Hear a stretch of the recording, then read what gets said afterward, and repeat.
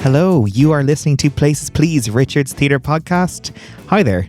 Thank you so much for tuning back into the podcast. I'm having a great time making these, and I'm learning so much as well, which is fantastic. This episode is very exciting because I get to interview a West End performer called Joshua Riley. He is currently starring in the Mousetrap on the West End. You may know him from Netflix's Safe or Queen Charlotte, the Bridgerton story. And we talk about a lot of things in relation to, you know, getting involved in theatre and the process. We even talk a bit about a common theatre myth, maybe is the best way to describe it, or a story that originates from the Mousetrap. So I really hope you enjoy this episode. If you enjoy it, you should give it a like. Subscribe if you're watching on YouTube, or if you're on Spotify, please follow and review, as that really helps us grow. So without further ado, let's just sit back, relax, and enjoy this episode. Okay. Hello, Joshua. Thank you so much for joining us on the podcast today. Could you maybe introduce yourself to my audience? Okay, brilliant. My name's Joshua Riley. I'm an actor. I'm currently playing Christopher Wren in the Mousetrap at St. Martin's Theatre in the West End. Amazing. And we're going to go into that in a lot of detail because that show has such a rich history and has been playing for a very long time. So I have lots of questions around the ins and outs of that production for sure. Can you take us back to when you were young? How did you get involved in theatre? What was the kind of starting point for you? So youth theatre was a large portion of that beginning journey. I used to really enjoy doing school plays as a child.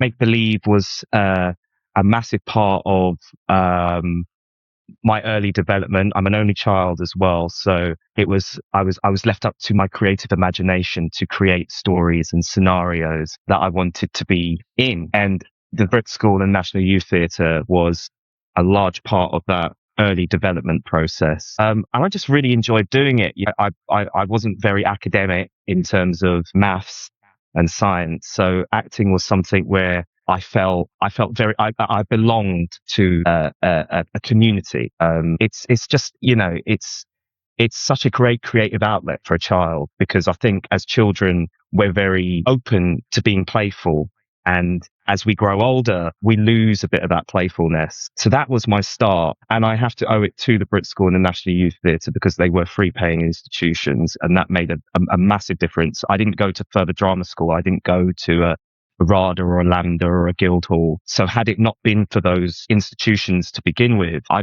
would probably be in a very different place today. Okay, I didn't expect you to say that you didn't go on to do a further. That's incredible. Yeah. So you learned all of the basics for what you're doing now, because you're involved in both film and in theatre from those two institutions. Two places. Yeah. And also youth theatre, it came under the banner of the YMCA, and they used to put on arts funded charity groups to, get young people involved in the arts, and those were all free. Yeah. It's incredible then that had such an impact then on your life. When you were growing up, was there anything that kind of sparked your interest in terms of film or theatre? So I come from a very creative background. My mother is a very sort of avant-garde human being, and we had I had a lot of we grew up with a lot of music. Music was a big part of my upbringing, and musical instruments. Not in any sort of professional way, but just as a way to bring family together. Parties and get-togethers, family members would just bring saxophones and guitars and they'd sort of just jam. So I was always around music.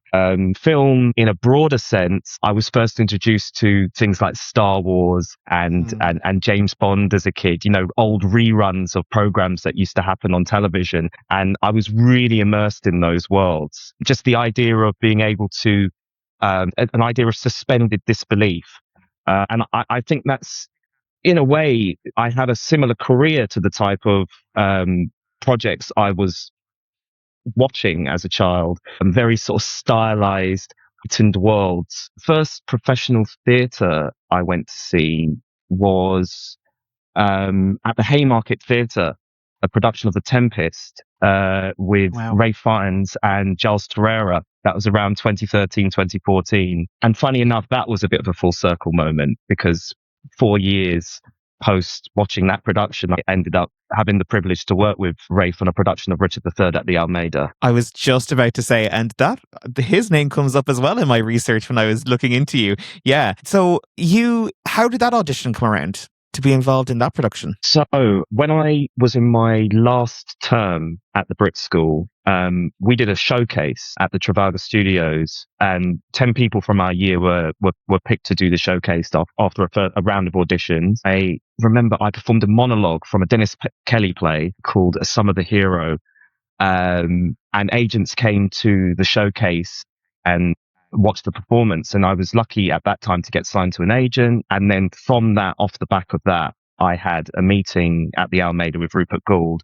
And I think it was 2 rounds of auditions I did with a casting director. And yeah, after that, I was offered the part. I was very privileged at that point to be offered that part. It was a masterclass in working with text and working with, real stalwarts of the theatre industry, Vanessa Redgrave and of course Rafe and the troupe as well. It was an amalgamation of the most brilliant actors from London, and we were able then to take the play to Croatia as well, which was also, things just were happening at that time, and it was things were happening. And But I was because I was about to ask then, I was like, and then it went to Croatia. And I was like, what was the reason for that? Or was it just we're going to go to Croatia on a holiday? No, so that was, the festival itself was a festival that was set up between an actress called Lenka Judovecki, who knew Vanessa. And this festival was to set up in the 80s after the partition of the Yugoslav,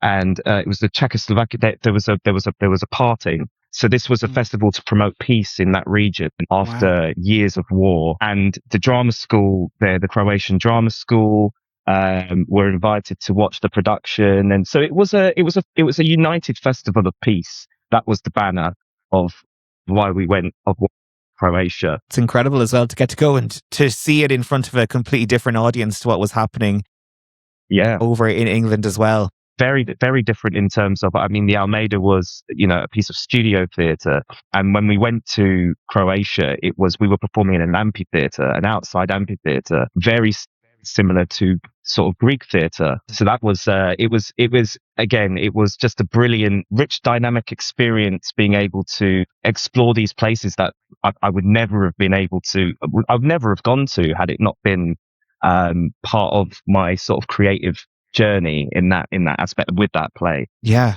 And what great kind of training to get on the Shakespearean text side, which is completely different to what you've done in every other area of your work. How did you find grappling a text that is so heavy like a Shakespearean text? So I've always been fond of Shakespeare's text. I'm very fluent with Hamlet and Titus Andronicus. It was always something that I was always reading up on text in my early years. So it wasn't something that came. It came quite naturally to me in terms of the understanding and the sense of what you're saying. And the funny thing about Shakespeare's text is, of course, it's heightened. It's grounded in a very emotional structure that we're very versed with today. And I think the important thing about it is if you're able to break down the text and make sense of the words, it's actually very accessible, more accessible than some other playwrights, in fact. So also, having a great troupe of actors and creatives also helps to break down that process. But I think it was more just about sort of getting stuck in and seeing where it went, seeing where it goes. And if you're willing to sort of step in and take a chance, take a leap of faith, Shakespeare's something that I think it can be accessible for everyone. When you're talking about the troupe, did you when you're rehearsing for that kind of show, was there a lot of collaboration around the understanding of the language and the imagery that comes with Shakespeare? Yeah, I mean, we had a 6-week rehearsal process. So in the first, we didn't get it on its feet probably until the end of the second week. The first couple of weeks were largely based table work, getting an understanding of the history, the War of the Roses, the Plantagenets, then taking those ideas and merging it with what was happening at the time in 2016. It was quite a prevalent play because of the referendum. So it was all these things that were happening at the time where we were. It was a room where we were able to sort of all brainstorm together and come to a sort of unified understanding of what we were trying to put on. I think that was what was very giving of that process. And I was very lucky in that aspect because it was my first job. But I felt like I still had a voice in that room amongst such great talent. Like, I don't know who could say that their first big theatre gig was with Ralph Fiennes in Richard III. Like, that's just incredible. I do want to switch though into your film kind of area, or like TV in particular, because you've been involved in a lot of stuff.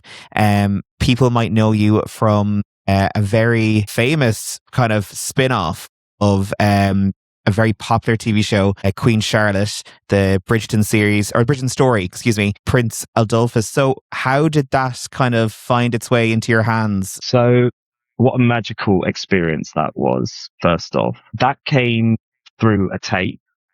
I did one tape for that, and it was reviewed by the team at Shondaland, and I found out probably, I would say, a couple of months went by, but I was very lucky to book that job straight off the tape. What an incredible, it was one of those moments where, as an actor, it's like a bit of gold dust. It's everything aligns in the most perfect way. Of course, I was very excited to be part of that particular project. I knew about Bridgerton. It was a world that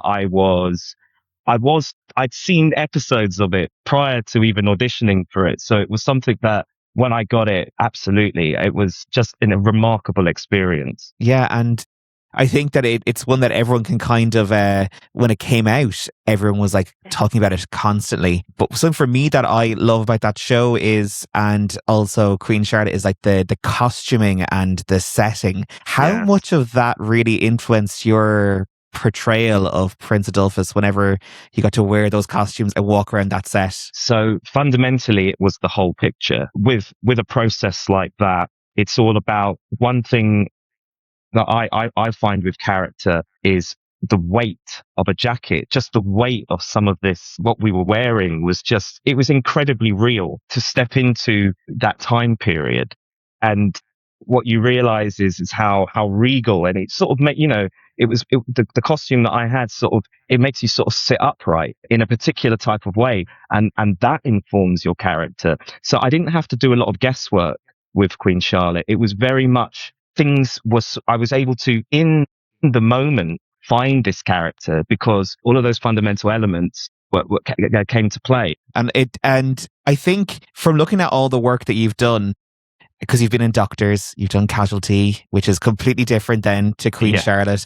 Then you've done Safe, which I was like, brilliant. I recognized your face from somewhere. And I was like, okay. Food as well. Yes. Is there a project that you're like, that's my favorite thing I've done in television? Safe was extremely fun, brilliant fun. I've been a fan of Michael C. Hall because of Dexter, and we had a really exciting scene in the last episode. I was responsible for burning down a building with a group of friends. So it was a very fast-paced, action-led scene, which is every actor's dream. It's my actors. It's my actors. It's really fun to sort of be able to respond to things in the moment. And it was very fast-paced and high-octane, just a brilliant experience. We filmed that in Manchester. And it ties back almost to James Bond, doesn't it? When you think about it, like that kind of like action, like sequences and things like that. Absolutely. That show works really well in the sense that it really grips the audience.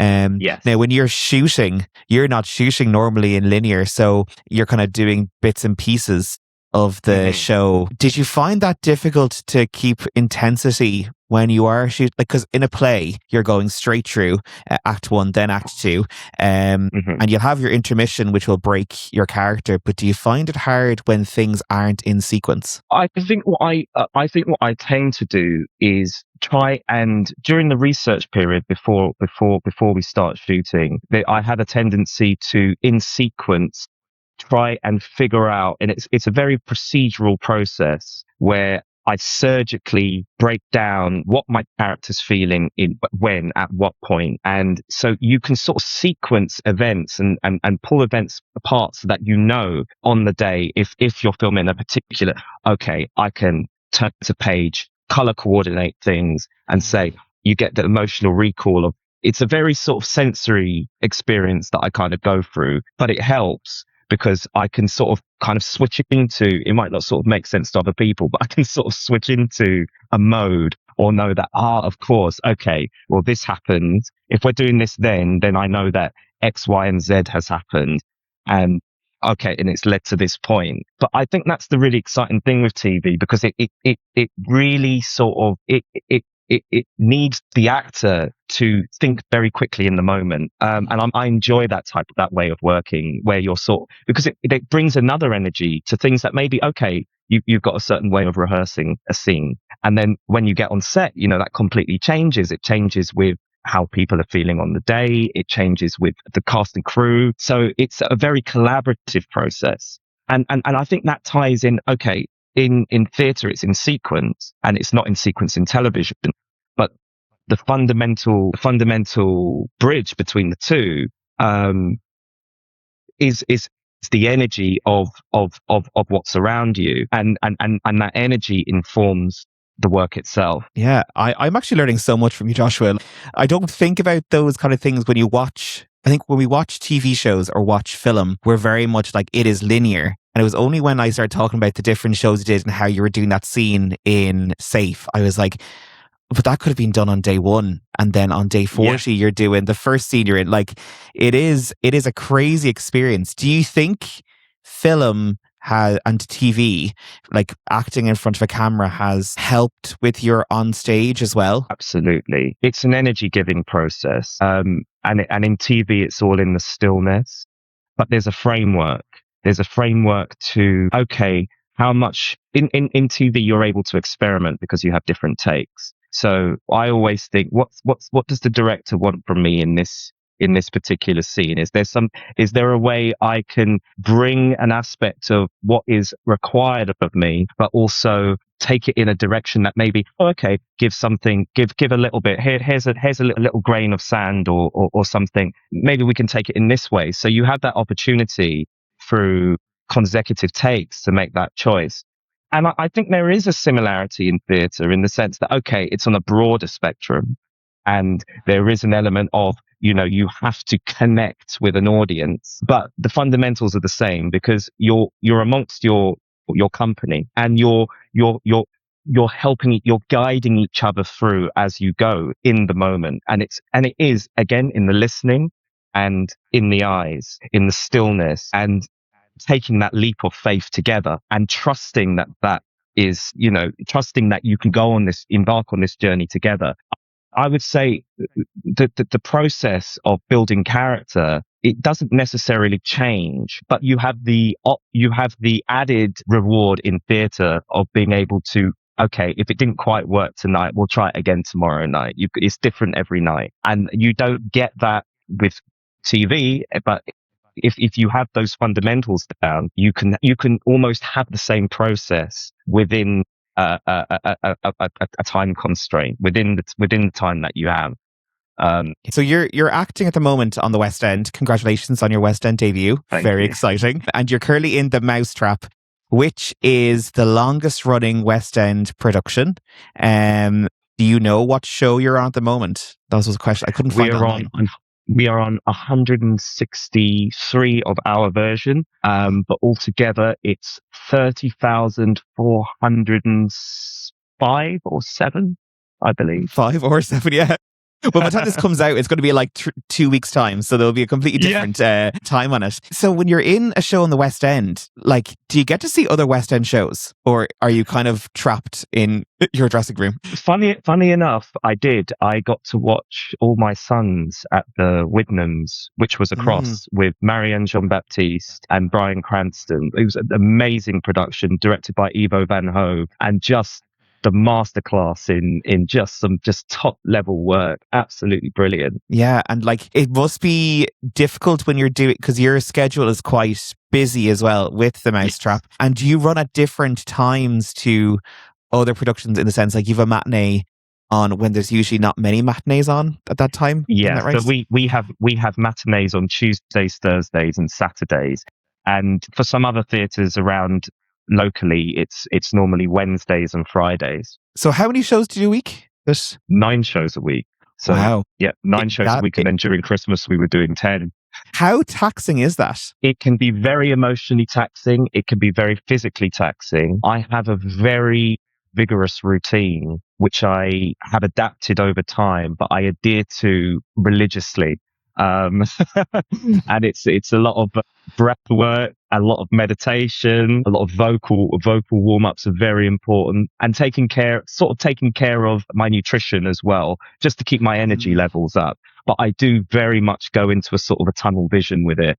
And especially for a character like Christopher Wren, because he is very, he's very sprightly and high energy and very unpredictable. So I try as best as possible to be in the right frame of mind for that work. I'm very serious about the work and about the process around the work. And I think the process around the work is just as important, if not more. I do myself. I read on Grotowski, and I was actually reading this book recently about Lee Strasberg, which is just the development of the method, and it's incredible. It's the great thing about this process, because it's over such a long period of time, is that I really take it upon myself to become a student again. So through the process of doing the work, I'm learning things as I go and reading up on a lot of stuff and things that I hadn't read in the past, and my process has been very much learning on the job.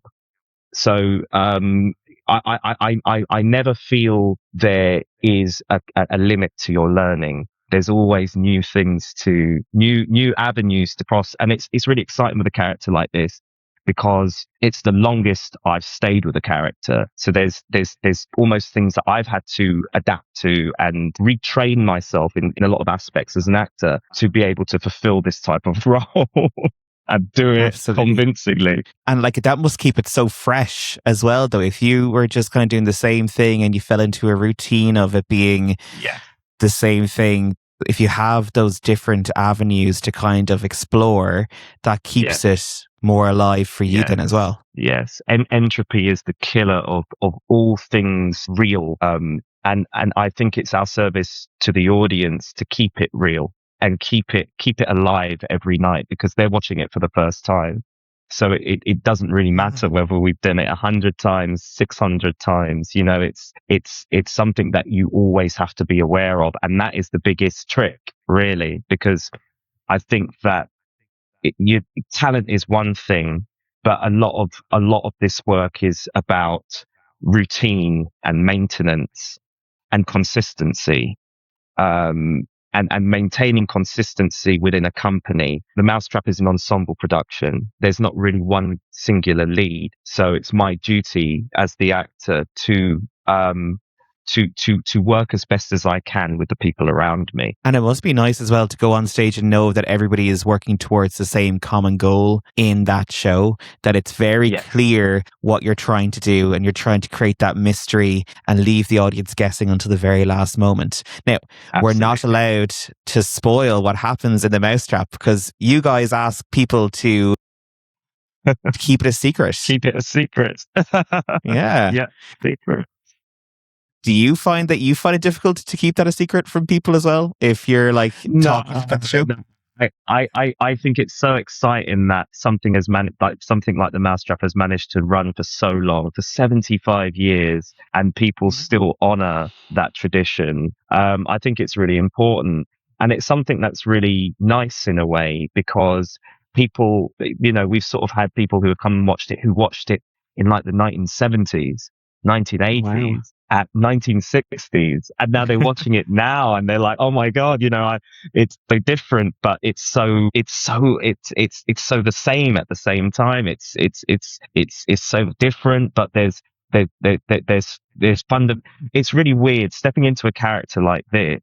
We've tried as much as possible with this process as well, to redefine what the Mousetrap was, but there are things that you just can't steer away from. No, and once you get on that set in that costume, it's almost like the world around you does the work for you. And it's really funny hearing people's reactions to that, because some people come in and they sort of go, "Oh, I couldn't differentiate." It was very similar to how to what I'd watched before. And some people say, "Oh my God, it was completely different. I completely forgot who the murderer was." And that's what's really, really fun about a show like this. Yeah, that's so exciting as well every night to be like seeing the audience react to what's happening on stage too. Absolutely. Yeah, absolutely. Now, can I ask, have you heard about the understudy story from the Mousetrap about the person who never went on? Have you heard the story before? Have you not? Okay. I'm trying to think. Did they get in a car on the day they were supposed to come in? Is that? Yes. Oh, I do know that. I didn't know that was Mousetrap. I do know that story though. That's so weird. Okay. Yeah. So basically, the idea was that, for anyone who doesn't know, there was an understudy who hadn't gone on in many years, and she was told one day that she was going on, and she packed up her makeup bag and left and got into the car and never came back. And that is, now we don't know if that's real. I don't know if it's true or not, but I was curious. Do you think that's a true story from? Well, you did it was from the Mousetrap, so could you imagine that would happen? Funny enough, it seems like one of those myths, those sort of whispers almost, because I know about this story, but I didn't know that it was connected to this play. So that's incredible. Where you are right now, yeah. Wow, I think that there could be some grounded truth in that. It might have played out slightly different from how we're explaining it, but absolutely, I think that's a lesson to be prepared for anything. For anything, yeah, absolutely. Because I know that it moved from the Ambassador Theatre, which is right next door, to the St. Martin's. Is there St. Martin's haunted? Do you think? Is there any? I think so. I think there are a few ghosts out here. Friendly ghosts. Yeah, a bit of theatrical energy. I think theatrical energy, and I think the spirit of the Mousetrap helps you when you're on stage. If you've done the work and you're feeling you're guided. There is a track. I definitely feel it sometimes. I love that. I think you've talked about a huge amount of your career and the differences and the process, which is so incredible to hear about. I do ask a question of my guests a lot, and it's, what would you say to young Joshua to kind of prepare him for what's about to happen in his career? Because you have such an incredible roller coaster of a career. Say, don't be discouraged. Honor yourself, honor your work, honor your process. Honor that what you do and where you've come from is important, and don't let anyone stamp on your shine. And I say that to all young actors because it's a very hard business, and a lot of the time you feel discouraged and there's not a lot of help. In the aspect of a lot of things are a grey area. You have to work it out yourself. But that is part of the journey. That's part of the process. And people say, oh, well, that's part of the process. I don't really understand what that means. What that means is allow your instinct to guide your creative decision making, and your journey will unravel itself. If it's something you want to do, go for it. Absolutely. What great advice, and what a great way to end our podcast. Joshua, thank you so much for joining us today. Where can people find you on social media if they want to give you a follow to find what we're going to do next? So I'm on Instagram under Joshua Riley __. I believe that is my, it's my, I'm on Instagram. All of your stuff goes up there, and they can find you in the Mousetrap on London's West End for this year as well. Yes, till May 9th. Very good. Amazing. So go check out that before you finish up on May 9th. Amazing. Thank you so much, Joshua. Thank you. And chat soon. Thanks. Thank you.